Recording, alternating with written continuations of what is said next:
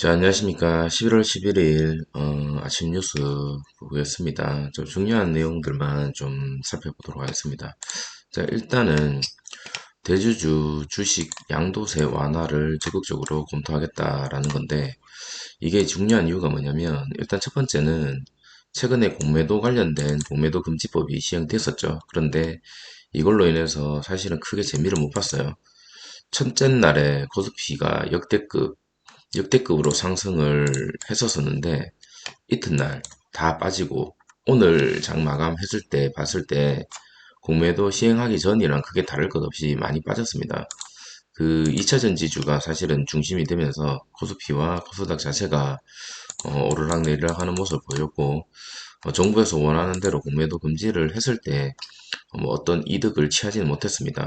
사실 공매도라는 게 장점을 봤을 때는 어떤 시장에 대한 과도하게 올라가고 있는 주식에 대해서 눌려주고 적정한 가격을 찾아갈 수 있는 순기능도 있거든요. 거기에 플러스 유동성적인 부분에서 금액을 조금 더 추가할 수 있는 공매도가 들어와야지만 사실은 더 돈이 더 많이 굴러간다라는 긍정적인 측면이 있는 반면에 부정적인 측면은 정말 성장이 우수하고 아무런 문제가 없지만 어떤 세력들이 개입을 해서 주가를 계속적으로 눌러버리는, 그래서 일반 개인들이 손실을 입고 그 공매도 세력들만 다시 숏으로 들어와서 매수를 하고 다시 올라가는, 쉽게 얘기해서 공매도 판에 놀아나는 그런 것들을 이제 막기 위해서 공매도 금지를 했지만 사실 정부에서 크게 생각했던 것만큼 기대를 했던 것만큼 재미를 못 봤습니다. 거기에 이제 두 번째 카드인 것 같습니다. 이 대주주 주식 양도세 완화를 지금 검토하겠다라는 확정은 아니에요. 확정은 아닌데 검토하겠다는 뉴스가 떴습니다. 근데 분위기상 아마 되지 않을까라는 생각이 들고, 왜냐하면 공매도 그게 지금 현재 실패했죠. 정책이 금지가. 근데 이렇게 되면 뭐냐면 항상 우리가 연말에 두 가지 이유로 인해서 이 주가가 눌리거든요. 첫 번째 이유는 뭐냐면 배당락이죠. 배당락. 보통 이 배당을 많이 주는 회사 입장에서는 주주들이 배당을 받는 조건을 달성하고 나서 언제까지 이 주식을 보유하고 있을 때 내년에 배당을 주죠. 그래서 이 기간을 넘어서는 이 시점에 팝니다. 대량 매도합니다, 보통. 그리고 배당을 많이 주는 주식일수록 좀 개인들이나 뭐 기관들도 마찬가지로 주식을 수를 많이 보유할 가능성이 높아요. 당연한 얘기죠.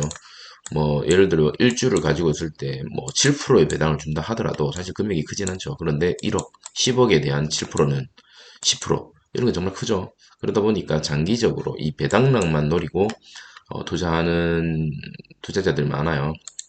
근데 이제 두 번째, 이 주식 양도세. 쉽게 얘기해서 내가 10억 이상의 주식을 들고 있다면 부자세라고도 하죠. 부자세라고도 해서 과거에 사실은 100억까지 늘리자. 왜냐하면 100억까지 늘리면 연말에 이 100억을 가지고 이상 밑으로는 주식을 팔지 않을 거다라고 얘기를 해서 사실은 얘기를 했지만 흐지부지 됐습니다. 근데 지금 현재 다시 50억. 다시 한번 말씀드리면 이게 뭐냐면 내가 만약에 돈이 많아서 주식을 저 같은 일반 개미들한테는 사실 해당 사항이 없습니다. 그래서 부자세라고 얘기는 하지만 10억 이상의 주식을 보유하고 있다. 그러면 거기에 따른 어떤 세금이 엄청나게 높죠. 그러다 보니까 사람들이 이 매물 폭탄, 이 매물을 던집니다. 왜냐하면 제가 예를 들어서 저를 기준으로 제가 만약에 어떤 한 주식에 에고프로라고 얘기를 할게요. 에고프로에 제가 11억을 베팅을 해놨어요. 그런데 이제 연말이 돼서 이 10억이라는 한도에 걸리죠. 그러면 이 1억, 최소한 1억 이상은 싫든 좋든 던져야 됩니다. 왜냐하면 그래야 이 세금에서 자유로울 수 있으니까요. 그래서 이러한 것들로 인해서 사실은 연말에 국내 주식들이 좋지 못하고 이렇게 흐르고, 그리고 내년 2024년 됐을 때 조금씩 올라가는 모습을 사실 보여줬거든요. 그런데 이제 그런 것들을 어느 정도 개선하기 위해서 지금 이런 식으로 적용하겠다라는 겁니다. 자세한 내용은 뒤에 있지만 대충 제가 말씀드리면 지금 현재 상황은 이렇다. 그래서 이제 50억. 물론 여기에는 여러 가지 정치적인 이슈들도 끼어 있을 것 같습니다. 뭐 내년 총선이라든지 뭐 지방선거라든지 여러 가지 것들이 끼어 있기 때문에 그렇지 않을까라는 생각도 들고, 하지만 이런 것들에 대해서 저는 환영이다. 저는 개인적으로 환영이다라는 생각이 듭니다. 왜냐하면 지금 현재 연준에서, 뒤에서도 말씀드리겠지만 연준에서는 긴축 통화에 대한 끝나지 않는 예고를 했고, 그리고 지금 금리 인상, 추가적인 금리 인상, 그게 이제 긴축 통화죠. 그거에 대한 어떤 끝나지 않는 전쟁, 그리고 미국 물가 지수가 올랐지만 실업자 지수가 내려지고 물가 지수가 올랐지만 인플레이션이 끝나지 않았다고 얘기를 하고 있죠. 인플레이션이. 그렇기 때문에 아직까지도 지켜봐야 되는 상황이고, 뭐 아시겠지만 금리가 오르면 돈이 엄청나게 어, 묶이죠. 묶이면 당연히 주식이나 이런 쪽에서는 좋지 않은 하락하는 그런 국면을 보인다라는 거 여러분께서도 알고 계실 겁니다. 자, 뒤에서도 자세히 뉴스를 보도록 하겠습니다. 자, 현재 그리고 이 외국인 인력, 지금 우리나라에서 구조를 들여가지고 샤인 프로젝트라고 지금 하고 있는데 외국 인력 못 구하고 있어요. 뭐 이거 내용을 자세히 보지는 않겠지만 여러 가지 이유가 있는데, 사실 우리의 지금 이 석유화학 설비에 대한 국가보안법이 걸려 있거든요. 예를 들어서 우리의 기술력이 높은, 정부로서 지켜야 할 기술력이 높은 것들은 국가 이제 보안이라는 이유로 해서 어떤 채용에 어떤 제재가 있어요. 근데 지금 거기에 따른 어떤 정답을 못 구한 것 같아요. 이 부분에 대해서 서로 간에 이제 의견 차를 좁히지 않는 이상 또다시 흐지부지되고 내년에 이 구조를 투자해서 우리나라에서 하고자 하는 이 프로젝트조차도 제대로 시행하지 못할 것 같습니다. 지금 글로벌적으로 사실은 사람 인력 문제가 엄청나게 대두화되고 있습니다. 특히나 국내에서 지금 출산율이 0.7%까지 찍혔죠. 한 가구당 0.7이죠. 0.7. 그러면 이게 지금 현재 계속적으로 나타나고 있는 연금, 연금도 지금 나중에 20년 뒤에 과연 지금 이 연금에 대한 어떤 혜택을 받을 수 있는 대상, 그리고 이거를 빌어야 되는 어떤 그런 것들에 대해서 여러 가지 문제점이 계속적으로 터질 수밖에 없는 상황이죠. 이것도 지금 하나의 인력 문제라고 볼 수 있습니다. 자, 여러 가지 내용들이 사실 많은데 일단은 중요한 것만 한번 집어서 보도록 하겠습니다. 자, 이거 아까 말씀드렸는 거죠. 하루에 1만 7천 명 필요한데 외국인은 지금 안 되는 이유가 보안상. 하지만 여러 가지 의견이 있죠. 보안이 문제가 안 된다. 단순 국가안보, 조선업 같은 경우도 이런 기술자들이 기술 유출을 하겠냐, 기술 유출 안 된다라고 하는 사람들도 있고, 여러 가지 어떤 정치적인 이슈들도 많이 끼어 있는 것 같습니다. 그래서 우리나라뿐만 아니고 지금 전체 외국에서도 외국인 근로자가 엄청나게 귀하게 쓰여지고 있고, 우리나라 지금 거제도라든지 조선, 농업, 어촌 이런 쪽은 외국인이 없으면요, 지금 현재도 돌아가지가 않는답니다. 현재 우리나라 국민들 과거에 대학교 열풍으로 인해서 다들 4년제 대학이 거의 90% 이상 육박하게 다 나왔죠. 80%에서 90% 사이로 저는 알고 있는데, 지방 대학교 다 포함해서요. 일반 뭐 전문대 포함해서.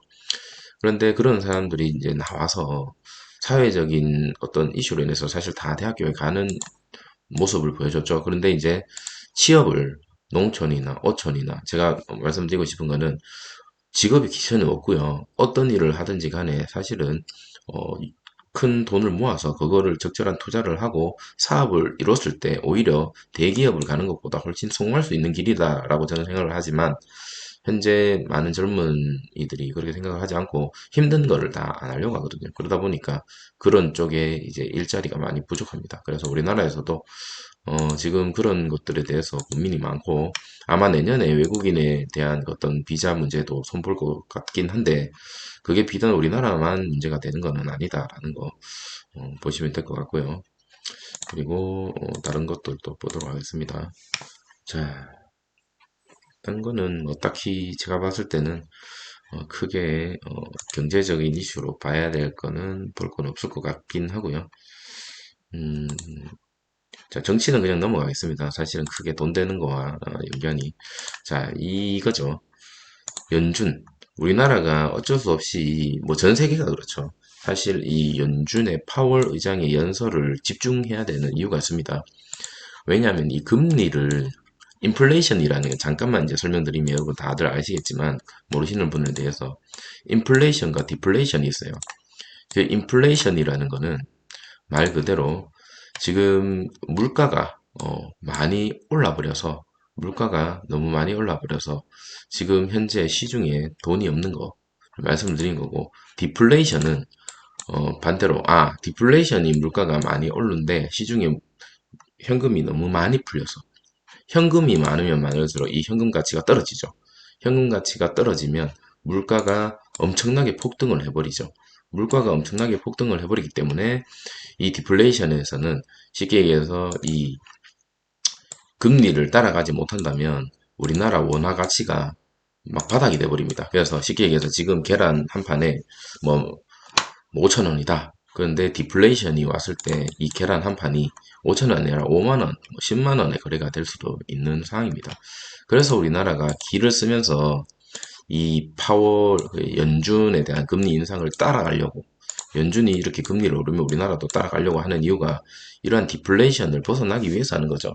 이렇게 디플레이션을 벗어나기 위해서 계속적으로 금리를 올리면 아까도 말씀드렸다시피 디플레이션이 왔을 때 이 원화 가치가 떨어지죠. 그럼 이 원화 가치를 올리기 위해서는 결론적으로 이 돈의 유동성을 줄여야 되는데 이 유동성을 줄이기 위해서는 결론적으로 이 돈의 가치를 높여야 돼요. 이 돈의 가치를 높이려면 결론적으로 금리를 높여야 되고 그렇기 때문에 지금 계속적으로 이 인플레이션을 잡기 위해서 금리 가치를 이렇게 높이고 있는 겁니다. 그 우리나라도 계속적으로 높이고 있죠. 따라가고 있죠. 최대한 따라가려고 노력을 하고 있습니다. 그렇지 않고서는 우리나라 원화 가치가 엄청나게 떨어질 수밖에 없는 거죠. 그래서 지금 현재 그런 상황이고 국내에서 많은 사람들이 금리 올리는 거에 대해서 뭐 욕을 한다든지 뭐 내리는 거에 대해서도 불안해 한다든지 여러 가지 의견이 있지만 지금 이 상황에서 이러지도 저러지도 못하고 있는 게 사실 지금 우리나라 상황이거든요. 하지만 제가 봤을 때는 개인적으로 어느 정도 지금 따라가 줘야 되지 않을까라는 생각이 듭니다. 왜냐하면 어느 정도 못 따라갔을 때 이 일부가 아니라 전체가 막 망해버리는 나라가 망해버리는 그런 어, 분위기가 될 수도 있다라는 게 제 개인적인 생각이거든요. 이건 제 개인적인 생각이고요. 제가 뭐 경제학자도 아니고 개인적인 생각이기 때문에 그냥 참고만 해주시면 좋을 것 같고요. 제 말에 뭐 전부 다 정답은 아니기 때문에 참고만 해주시면 좋을 것 같습니다. 물가가 잡혔는지 불확실하다라는 얘기가 떴죠. 그래서 금리 인상 가능성 여러도 없다. 당분간 인하 없다. 라는 얘기로 인해서 사실은 주식 시장에서는 사실 이게 악재입니다. 악재. 왜냐하면 주식은 유동성. 쉽게 얘기해서 과거 코로나19 시절에 우리가 주식이 이렇게 확 올랐는 이유가 두 가지죠. 첫 번째는 너무 많이 떨어졌죠. 두 번째는 현금, 모든 현금이 그때 엄청나게 금리가 낮았죠. 그러다 보니까 이 현금을 투자처를 예금이나 은행, CD 쪽에 넣지 않고 전부 주식이나 부동산 쪽으로 많이 투자를 했죠. 그러다 보니까 갈 수밖에 없고 현재는 그런 상황은 아니기 때문에 어느 정도 주식 투자를 한다든지 이런 거에 있어서 어느 정도 변동성을 갖고 접근을 하는 게 좋지 않을까라는 생각이 좀 듭니다. 자, 이거는 이 정도 보면 될 것 같고요. 자, 바이든이랑 시진핑 만난다라는 얘기가 있는데 항상 이거 미국과 중국의 관계도 잘 봐야 됩니다. 언제까지 미국이 우호 국가일 수도 없는 거고 언제까지 중국이 우리나라와 좋지 않은 관계를 유지하는 게 아니라 영원한 친구와 영원한 적은 없다라는 개인적인 생각이 들거든요.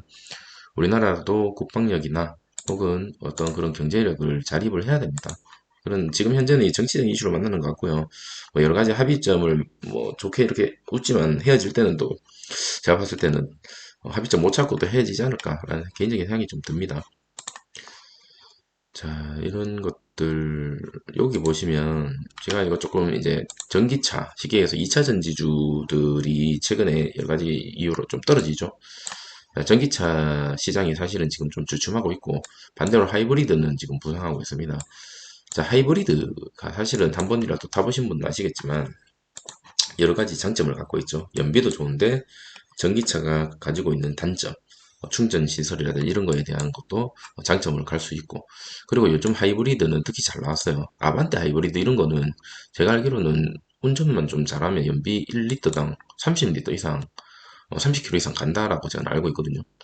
그래서 그거 조금만 사실은 하이브리드 엔진 조금만 손보면 사실 전기차가 필요할까? 이런 생각도 사실 조금 들어요. 물론 이제 나중에 우리가 이제 그 탄소 제로, 글로벌적으로 지금 탄소세라고 하죠. 그거 면제하기 위해서 1차적으로 전기차는 대세일 수밖에 없긴 한데 그 기간이 좀 길어지지 않을까라는 생각이 조금 드네요. 그러다 보니까 현재 그러한 악재가 악물려서 2차 전지주들이 조금 떨어지지 않을까라는 생각이 듭니다. 그 부분에 대해서는 뒤에서 다시 한번 말씀을 드리도록 하겠습니다. 뒤에 다른 뉴스가 좀 있기 때문에. 자, 이런 것들, 스마트 안경, 이런 것들 나온다. 뭐, 넥스트 폰 뜬다. 이렇게 얘기를 하지만, 제가 볼 때는 아직은 시기상조다. 라는 생각이 좀 들고요. 자, 딴 것들, 뭐, 어느 게 있는지 한번 보겠습니다. 이거 잠깐 볼게요. 자, 롤러코스터 증시, 공매도 금지 전으로 지금 돌아왔죠. 지금 이 이유는 뭐냐면, 결국 이겁니다. 첫 번째는, 자, 이 은행에서 테슬라 비중 축소 의견을 냈죠. 그러다 보니까 그날 어제죠, 어제 테슬라가 장중에 엄청나게 많이 떨어졌죠. 거기에 따라 파월은 물가 잡기 아직 멀었다. 내년에 이제 금리가 하락한다라고 보는 하락 찬양론자들이 있었어요. 그러다 보니까 이제 증시가 어느 정도 조금 반등하는 모습을 보여주긴 했지만 파월이 그 사람들을 이제 공개적으로 저격하는 거죠. 멀었다. 아직 긴축 열어두고 있다. 이렇게 얘기를 했죠. 자, 이렇게 이유는 뭐냐면 결국 이겁니다. 여기 보시면 글로벌 투자 은행이죠. HSBC가 전기자동차 수요 둔화. 첫 번째 이유는 이겁니다. 전기자동차가 안 팔린다 이거죠. 계속적으로 안 팔린다. 그리고 밸류에이션 이게 제일 중요하죠. 실적 대비 현재 주가가 적정한가, 고평가가 아닌가 이런 거를 봤을 때 비중 축소 의견을 냈죠. 비중 축소 의견을. 자, 그러다 보니까 테슬라가 5.6% 하락을 하고 그 다음날 우리나라 장 열리면서 일제히 오늘이죠. 오늘 금요일 날. 어제였죠. 이제 날짜 지났으니까. 지금 토요일이니까요. 다들 떨어졌죠. 다 떨어지면서 결론적으로 2차 전지주들이 코스피나 코스닥을 지탱시지 못하고 지수 자체도 떨어뜨렸고 그리고 공매도 금지 이후에 올렸던 그 주가를 다시 다 떨어뜨리는 그런 좀 증시가 롤러코스터를 타는 모습을 보여줬다라는 생각이 듭니다. 자, 2차 전지 투자 지금 가열. 저는 가열이라고 현재 보거든요. 단기 가열. 물론 이 2차 전지가 훌륭한 우리나라 먹거리고 미래 먹거리는 맞습니다. 여긴 동의합니다. 그래서 정말 봐야 되는 종목이 맞고 그래서 저도 이제 계속적으로 소액으로 조금씩 사실은 담고 있습니다만 중요한 거는 너무 지금 맹신을 해서 많은 금액을 태우고 거기에 따라서 어떻게 민감하게 반응하시는 분들 보면 사실은 조금 안타깝다는 생각이 저는 좀 듭니다. 냉정하게 조금 자기 돈이잖아요. 냉정하게 좀 판단을 해주는 게 좋지 않을까라는 좀 생각이 들고요. 2차전지 관련주는 공매도 전면 금지 이후 상승분을 다 내줬습니다. 내주고 지금 아까 말씀드린 것처럼 이제 그뭐 부자세라고 하는 그런 상서세 그게 어떻게 지금 되는지도 지켜봐야 되지 않을까라는 생각이 듭니다. 연말에. 자, 지금 테마주죠. 테마주는 이 증시 여부와는 사실 상관없어요. 경농, 빈대. 제가 알기로는 쿠팡 쪽이죠. 거기에 빈대가 나왔다. 뭐 이런 얘기가 나오면서 대량 살충제에 관련된 테마주가 지금 계속적으로 올라가고 있죠. 이미 이만큼 올렸다라는 거는 세력이 올린 만큼 올렸다고 저는 보여지거든요. 물론 더 올라갈 수도 있고 지금부터 떨어질 수도 있는데 이런 테마주들은 가급적 만약에 관심이 있다면 크게 진입을 안 하는 게 좋지 않을까라는 생각이 듭니다. 이런 테마주들은 결론은 뻔합니다. 결론은 저는 뻔하다라는 생각이 들거든요. 어쨌든 더 갈지는 몰라도 결론은 뻔하다. 내가 여기가 되지 말라는 법은 없죠. 내가 여기가 되지 말라는 법은 없기 때문에 물론 여기서 타가지고 이렇게 가가지고 여기서 내리면 최고죠. 이거 최고입니다. 근데 이거는 신이 아닌 이상 우리가 알 수가 없죠. 그렇기 때문에 여기서 보통 우리는 여기죠. 여기 때문에 조심해야 된다. 저는 개인적인 그런 생각이 좀 드네요. 자, 딴 거는 뭐 딱히 볼 거는 없고 이거 좀 재밌는 뉴스가 있어서 요만 마지막으로 말씀드리겠습니다. 자, 이런 사업도 하네요. 나만의 창고를 만들어서 고객들에게 요새 공실이 많아요. 물론 이제 서울이나 이런 쪽은 뭐 상관없겠지만 지방을 보면 공실이 많아요. 공실을 새롭게 또 이용할 수 있는 방법이고 새롭게 또 돈을 커지는 시장이기 때문에 이런 시장에 대해서 어느 정도 관심 있게 보는 것도 괜찮다라는 생각입니다. 정말 세상은 끊임없이